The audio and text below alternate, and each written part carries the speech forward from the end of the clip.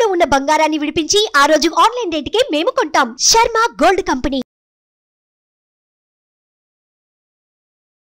నమస్తే, welcome to Suman TV. నేను మీ యామిని. ప్రస్తుతం మనతో ఉన్నారు ప్రముఖ ఆధ్యాత్మికవేత్త, ప్రముఖ జ్యోతిష వాస్తు పండితులు బ్రహ్మశ్రీ డాక్టర్ నాయకంటి మల్లికార్జున శర్మ గారు ఉన్నారు. గురుగారితో మాట్లాడి మనకున్న సందేహాలని అడిగి తెలుసుకుందాం. నమస్కారం గురుగారు. నమస్కారం అమ్మా. గురుగారు, మనకి ప్రతి నెల సంకష్టహార చతుర్థి అనేది వస్తూ ఉంటుందండి. అయితే ఈ నెల వచ్చే సంకష్టహార చతుర్థి రోజు ఎలాంటి విధి విధానాలంటూ పాటిస్తే మంచిది అసలు? తప్పకుండా అమ్మ. ఓం శ్రీ గురుభ్యో నమః. సంకష్టహర చతుర్థి, కొంతమంది సంకటహర చతుర్థి అంటారు, కొంతమంది సంకష్టహర చతుర్థి అంటారు. అంటే అన్నీ కూడా జీవితంలో సంకటాలన్నీ కూడా తొలగిపోవటానికి, విఘ్నాలన్నీ కూడా తొలగిపోవటానికి మనం సంకష్టహర చతుర్థి చేస్తుంటాం. అయితే గతంలో పాండవులు చేశాడు.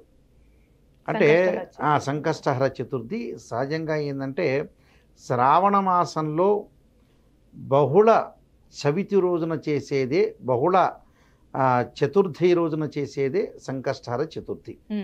ఈ సంకష్టహర చతుర్థి పాండవులు చేశారు, నలచక్రవర్తి, దమయంతి కూడా చేశారు.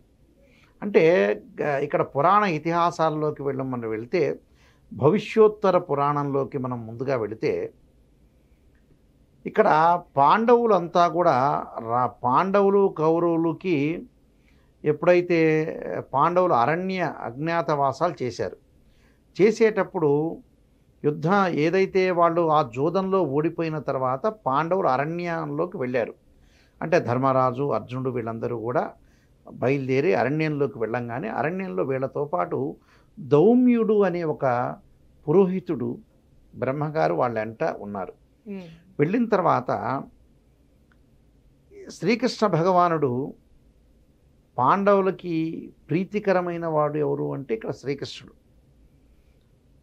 ఇక్కడ శ్రీకృష్ణ పరమాత్మ పాండవులు ఎలా ఉన్నారు, ఆ అరణ్య అజ్ఞాతవాసాలు చేస్తున్నారు, వాళ్ళ యొక్క కష్టాలేంటి, వాళ్ళు ఎలా నిలదొక్కుంటున్నారు, ఎలా కూర్చునే శక్తి ఎలా ఉంది, ఆలోచన శక్తి ఎలా ఉంది, మరి చాలా సంవత్సరాలు కూడా అరణ్య అజ్ఞాతవాసాలు చేయాలి కదా, ఏ విధంగా ఉంది అని ఆలోచన చేసి శ్రీకృష్ణుడు కామ్యవన క్షేత్రానికి వెళ్ళారు. అంటే కామ్యవన క్షేత్రంలో ఉన్నారు వీళ్ళు.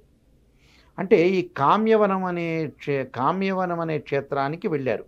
వెళ్ళిన తర్వాత అక్కడ పాండవులను చూసి కూర్చునే శక్తి, నిల్చునే శక్తి, ఒక ఓపిక రావాలంటే ఆ యోగక్షేమాల గురించి వెళ్ళాడు. వెళ్ళంగా మీ కష్టాలన్నీ కూడా తొలగాలంటే సంకష్టహార చతుర్థి వ్రతాన్ని ఆచరించండి అన్నట్ట. ఆచరించిన రోజున ఏమిటి, శ్రావణ మాసంలో వచ్చే బహుళ చవితి రోజున వాళ్ళు ఆ వ్రతాన్ని దౌమ్యుడు అనే పురోహితుడు ద్వారా చేశారట. ఎలా చేశారు, చక్కగా ఒక పీట వేసి దాని మీద ఒక వస్త్రాన్ని పరిచి బియ్యం పెట్టి దాని మీద కలశ స్థాపన చేసి, అక్కడ వెదురు బుట్ట మీద కలశం పైన వెదురు బుట్ట పైన గణపతిని పెట్టారు. ఆ గణపతి బంగారం అనుకోవచ్చు, వెండి పెట్టుకోవచ్చు, పంచలోహాలు, రాగి ఏదైనా పెట్టుకోవచ్చు, మన ఇష్టం. అది పెట్టుకొని గణపతి యొక్క ప్రార్థన చేశారు. అది ఏమిటి, సంకష్టహర చతుర్థి అంటే తదియతో కూడిన చవితి రోజునే ఉదయమంతా ఉపవాసం ఉండి సాయంకాలం చంద్రోదయ వ్యాప్తి ఉన్న సమయంలో మాత్రమే చేయాలి. చంద్రోదయ వ్యాప్తి లేదు అని అంటే అది సంకష్టహర చతుర్థి కాదు.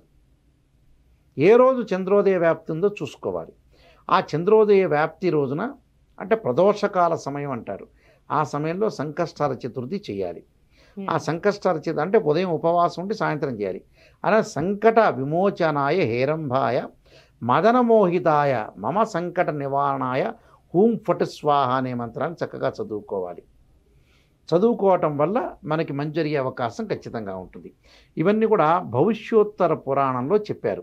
ఓం గ్లౌం గం గణపతియే నమః అన్న మంత్రాన్ని కూడా సాయంకాలం వేళ ఉదయమంతా గణపతి గకార అష్టోత్తరం కానీ ఓం గ్లౌం గం గణపతియే నమః మంత్రాన్ని చదవాలి. సాయంత్రం పూట సంకష్టహర చతుర్థి చేయాలి. అంటే గరికతో కూడా పూజ చేయొచ్చు. అయితే ఇక్కడ విధానాలు ఉంటాయి, వేరే విధానాలు ఉంటాయి. ఇక్కడ విధానంలో ఒకటో విధానం ఏమిటి అని అంటే ఆవు పేడతోటి బంకమట్టితోటి గణపతిని తయారు చేసి చక్కగా తమలపాకు మీద కానీ, జిల్లేడు ఆకు మీద కానీ, రావి ఆకు మీద కానీ, మోదుకు ఆకు మీద కానీ గణపతి పెట్టి గణపతిని ప్రార్థన చేయాలి. కలశాన్ని పెట్టి గణపతిని పూజ చేసిన తర్వాత నైవేద్యం, బెల్లంతో చేసిన నైవేద్యం పెట్టి చంద్రోదయ వ్యాప్తప్పుడు ఈ వ్రతాన్ని ఆచరించాలి. ఈ నైవేద్యాన్ని కూడా చంద్రుడికి చూపించాలట. చంద్రుడికి చూపించిన తర్వాత గణపతికి చూపించాలి, చంద్రుడికి చూపించాలి, మళ్ళీ లోపలికి తీసుకొచ్చి మనం తీసుకోవాలి. అదే సమయంలో 2 గడియల కాలంలో ఆ ప్రసాదాన్ని కూడా వేరే వాళ్ళకు కూడా వితరణ చేయాలి, వేరే వాళ్ళకు కూడా ఇవ్వాలి. ఆ విధంగా ఆవు పేడతోటి బంకమన్నుతో చేసిన గణపతి చాలా శ్రేష్టం. ఇది అయిపోయిన తర్వాత పక్క రోజున మంగళవారం, శుక్రవారం కాకున్న రోజున గణపతిని పారే నదిలో కానీ ఒక చెట్టులో కానీ పెట్టాలి. ఇది అయితే దీనికంటే ముందు ఏం జరిగిందంటే కథల్లో, పురాణ ఇతిహాసాల్లో ఒకానొక సమయంలో సృష్టి ఆవిర్భావం జరిగింది. సృష్టి ఆవిర్భావంలో కృతయుగము, త్రేతాయుగం, ద్వాపరయుగం, కలియుగాలు, చాలా యుగాలు ఉన్నాయి. చాలా యుగాల్లో ఇక్కడ ఇదంతా సృష్టి క్రమంలో నదులు, సముద్రాలు, కొండలు, కోనలు ఇవన్నీ ఉన్నాయట. ఉన్న తర్వాత బ్రహ్మ జీవజాలాన్ని సృష్టించాలని ఒక ఆలోచన కలిగిందట. ఆలోచన కలిగి ఏం చేశారంటే బ్రహ్మ ఒక జీవాన్ని సృష్టించాట.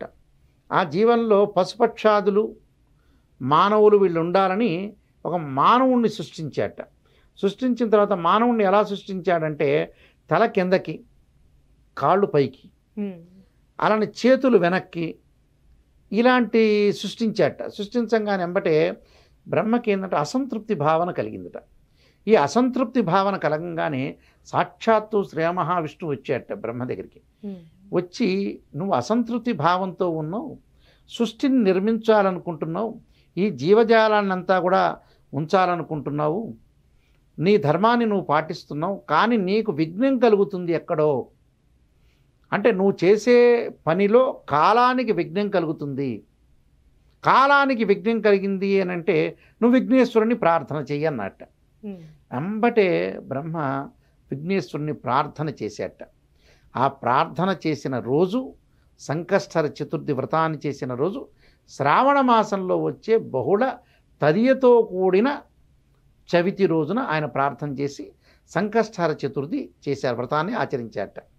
ఆ రోజు నుంచి అప్పుడు ఎప్పుడైతే ఈయన సంకటాలన్నీ కూడా తొలగిపోవాలని గణపతిని యొక్క ప్రార్థన చేశారో ఆయనకి ఎంబటే ఒక ఆలోచన మార్గం అనేది వచ్చి సృష్టి క్రమాన్ని మానవుడి యొక్క తలపైన, కింద కాళ్ళు, చేతులు, ఒక ఆలోచన అనేది కలిగిందట బ్రహ్మకి. అప్పటి నుంచి కూడా మానవులు సంకష్టహర చతుర్థి వ్రతాన్ని చేయండి, గణపతిని ప్రార్థన చేయండి, అంటే కాలానికి విఘ్నం కలగదు. అంటే కాలంలో ఏదైతే విఘ్నం కలుగుతుందో మనకు ఆలోచన సరళి అనేది పెరగదు. అంటే ఆలోచన సరళి పెరగదంటే అది అసంతృప్తికరంగా ఉంటుంది. కాబట్టి తప్పకుండా సంకష్టహర చతుర్థి వ్రతాన్ని ఆచరించండి అని. అంటే ఆ రోజు ప్రత్యేకమైన మంత్రం అంటూ జపించుకోవచ్చా అండి? చేసుకోవచ్చు. ఓం గ్లౌం గం గణపతియే నమః అనే మంత్రాన్ని, అంటే ఓం గ్లౌం గం గణపతియే నమః అనే మంత్రాన్ని సంకట విమోచనాయ హేరంభాయ మదనమోహితాయ మమ సంకట నివారణాయ హూం ఫటు స్వాహ అనే మంత్రాన్ని కనీసం 21 సార్లు పఠించడం అనేది చాలా మంచిది. అయితే ఇక్కడ ఇంకొక విశేషంగా ఉంది ఈ పురాణ ఇతిహాసాల్లో కూడా. అంటే కొన్ని భాద్రపద మాసంలో కూడా సృష్టి క్రమం జరిగిందని శాస్త్రం చెప్పబడుతుంది. ఇక్కడ సంకటహర చతుర్థి అనేది భాద్రపద మాసంలో వచ్చే బహుళ చవితి రోజున కూడా, తదియతో కూడిన చవితి రోజున కూడా ఈ సంకష్టహర చతుర్థి ప్రారంభమైందని కూడా చెప్పారు. ఎందుకంటే భాద్రపద మాసం అంటే ఏమిటంటే పితృపక్షాలు ఉంటుంది. అంటే గణపతి తర్వాత పితృపక్షాలు ఏర్పడుతుంటాయి. అంటే లయం చేసేట శివుడు. అంటే లయం అంటే ఏంటంటే స్వర్గ నరకలోకాలన్నీ పెరుగుతుంటే కానీ భూగోళం పెరగదట. భూగోళం పెరగకపోతే భగవంతుడైన సర్వేశ్వరుడు ఆ రోజున వధించడం అనేది మొదలుపెట్టేట. అంటే పూర్వజన్మలో ఉండే కర్మ ఫలితాలంతా కూడా తొలగించడానికి వీటికి మరణం అనేది ఆపాదించారు ఆ రోజున. అంటే ఆ రోజున లయం చేసేట. అంటే లయకారకుడు పరమేశ్వరుడు లయం చేసిన రోజున భాద్రపద మాసంలో పితృపక్షాల్లో, అంటే బహుళపక్షంలో ఉండే తిథుల్లో లయం చేసేట.